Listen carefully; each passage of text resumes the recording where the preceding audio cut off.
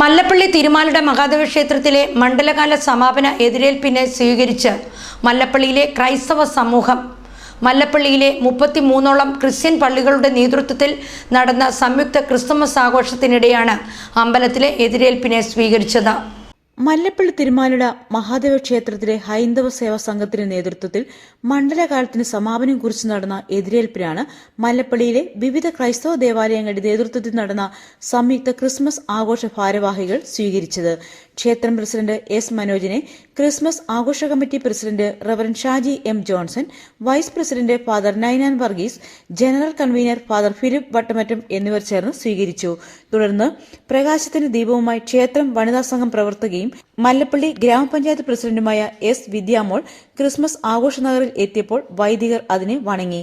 വർഷങ്ങളായി മല്ലപ്പള്ളിയിൽ നിലനിൽക്കുന്ന മതമൈത്രിയുടെ ഭാഗമായി ക്രിസ്ത്യാനികളും ഹിന്ദു സമൂഹവും പരസ്പരം ബഹുമാനം വെച്ച് പുലർത്തി വരുന്നു.